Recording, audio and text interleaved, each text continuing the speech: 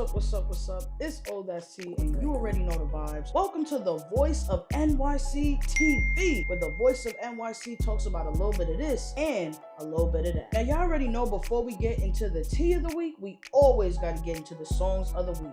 So let's get into it. Playboi Carti just dropped his highly anticipated album, I Am Music. Many people had their own opinions. Some people liked it, some people didn't. And if you were to ask me, I'd give it a smooth 7.5 out of 10. Now, some songs had a lot going on. And if you know me personally, you know I'm not really into all them songs that be doing too much. I already gave drill rap an easy slide because some of the beats really do be hitting. Some songs like Rather Lie featuring The Weeknd and Backdoor featuring Kendrick Lamar really grasped my attention. This album has all type of flavors, and honestly, if I had to keep it a bean, I advise you guys to listen to it on your own time so you can give your own opinion before you listen to someone else's. Now let's get into the next song. Now next on the list, we got Nothing Without God by the legend himself, Popcaan, and honestly, it's as simple as it is.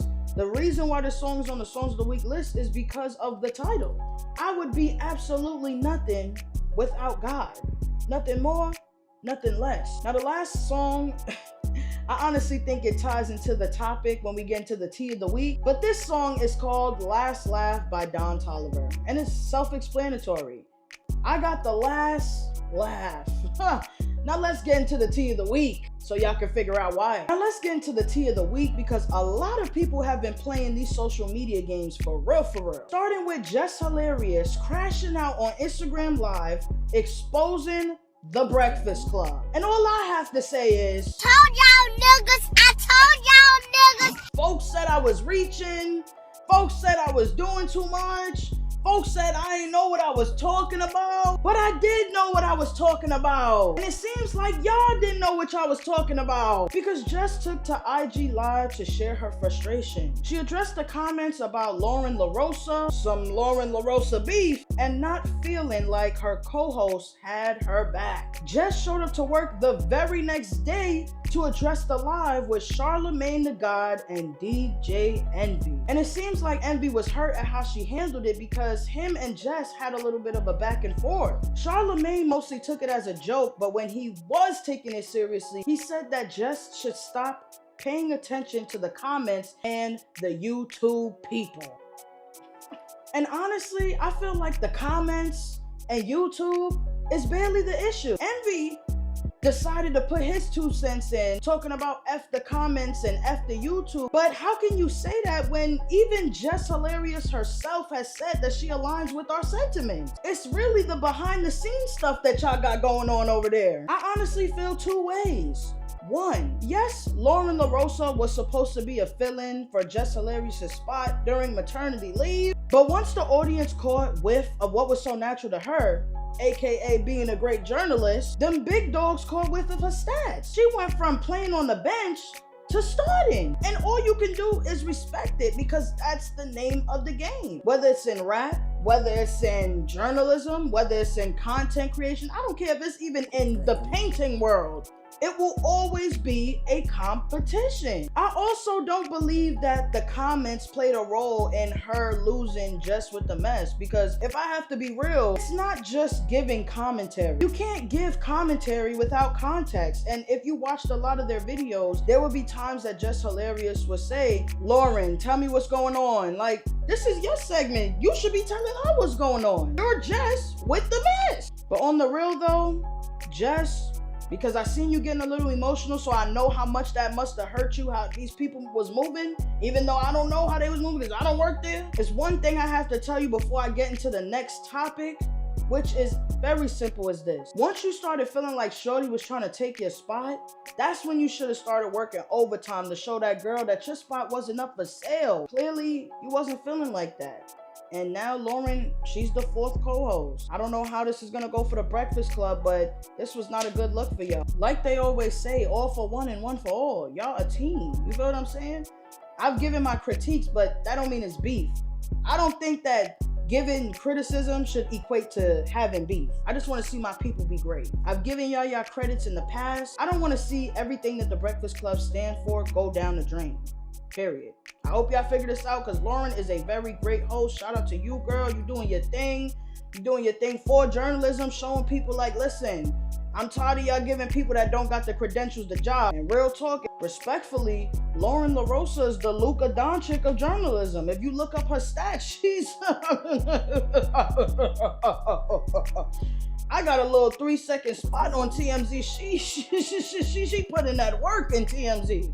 So, yeah, don't sleep on Lauren. All in all, I don't like to see this happening, okay? Y'all really need to have a meeting because this is ridiculous. Now for the next topic, Young M.A's ex was exposed for being a social media whore by posting Young M.A when she was down and out. Young M.A took to Instagram to address her low-life ex for going on social media complaining about God knows what. And this is why I've been single for a long time. I'm not even gonna hold you, because just because a girl looks good on the outside, it doesn't mean she is good and just as beautiful on the inside, respectfully. And I don't care who feel no way, all right? I met a lot of women in my lifetime, and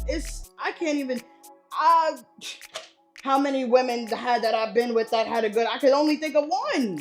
I mean, I'm not saying this because I'm biased, I'm just saying. All right, it's not too many women that I met that their spirit is as beautiful as they looks, respectfully. And I'm honestly, I feel bad that this is something that Young M.A even had to address. Shorty is a whole cornball. You went on social media to what?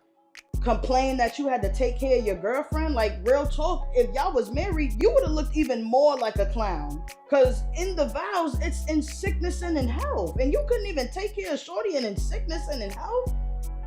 That's why I really barely got any friends. Like, I'm not even gonna hold you. This is the reason why I don't trust nobody. Not just because my grandmother told me I ain't got no friends and I don't trust nobody, but because of the simple fact that everybody is so quick to throw one of your lowest moments in your face. Like, I wasn't there for it. All in all I have to say is shout out to Young M.A. You've been doing your thing. I've been seeing your recovery. God is good. That's all I have to say, really. Now going next on the list, we got DDG and Jordyn Lucas. This all started when she linked up with Ruby Rose, asking her who her favorite ex was, and a lot of people had called her out for being messy, asking that question. She responded saying, and I quote, "Was it messy when DDG put his business online?"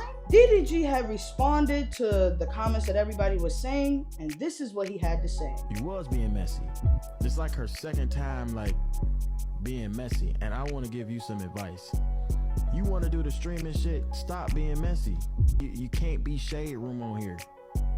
It don't work like that. You can't be talking down because the Twitch community is so small. We gonna all see each other. Now you can't collab with this person, you can't collab with this person, you can't collab with this person because you just said this about this person. Now they think you weird and you did this and that. What you said in that card was unnecessary. Now I agree with his first response because it's true. The game is the game. Everywhere you go, whether it's in rap, streaming, social media, the game is the game. If you burn bridges with one, you burn bridges with some. Birds of a feather flock together.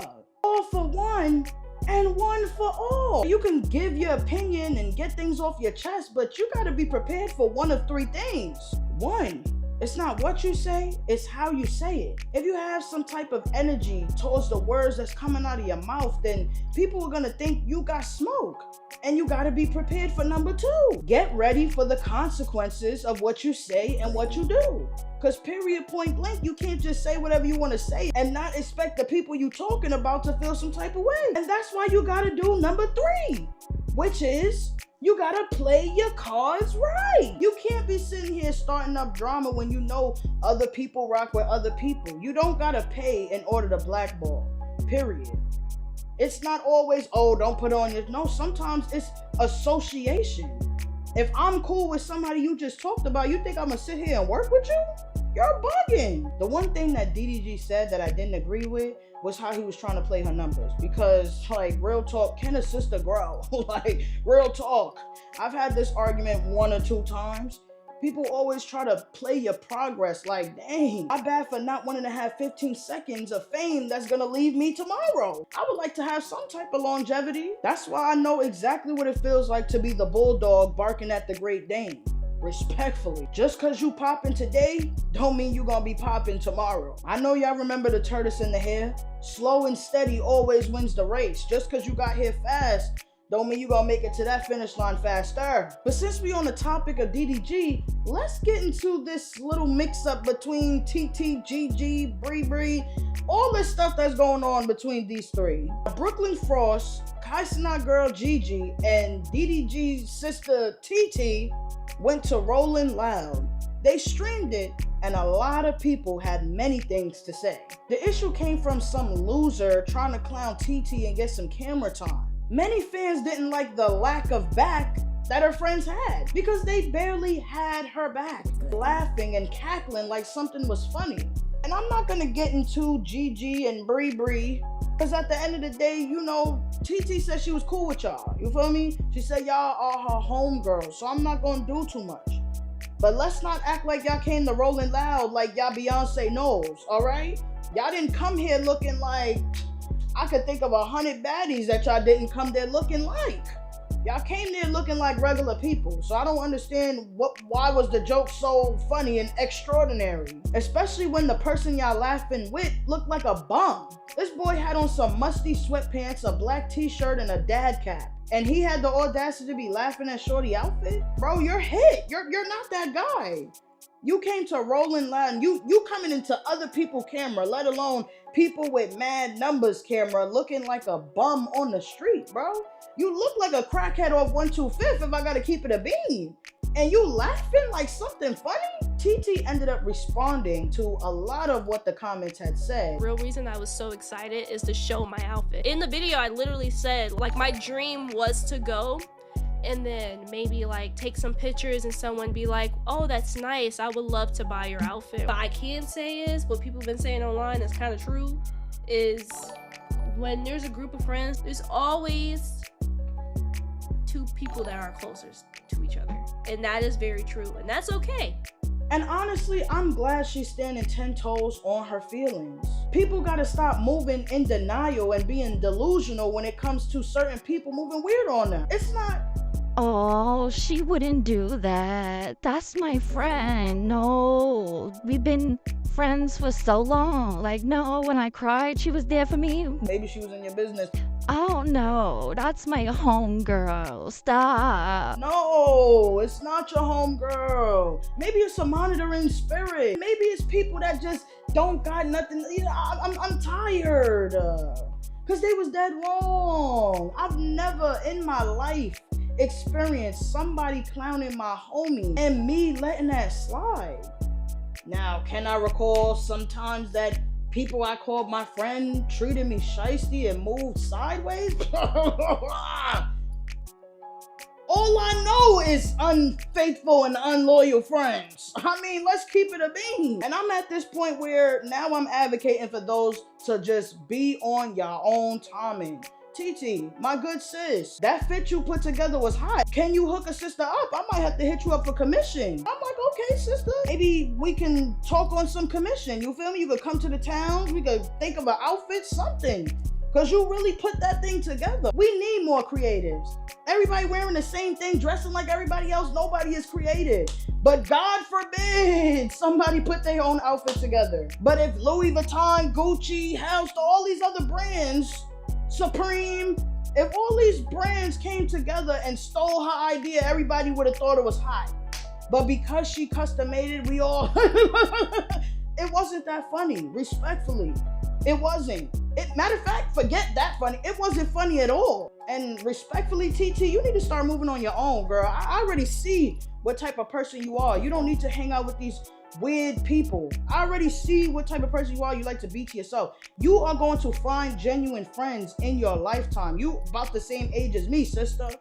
You are going to find genuine friends in your lifetime. But these people that you got around you, I don't know if they fit the description. Anyway, that's all I have for the video. I hope you guys enjoyed it. Be on the lookout for the next one. Before I get off this video, y'all already know what I'm about to say. Always be real. Always stay prayed up. Always show love to God. I hope you guys enjoyed this video. I hope you guys enjoyed this look. You know what I'm saying? I always gotta give you a little something while I do these videos. I hope you guys have a blessed day. Again, remember what I said. And I will be seeing you guys next time. Wow. I couldn't believe it. Soon as I bought my Cuban chain, she called me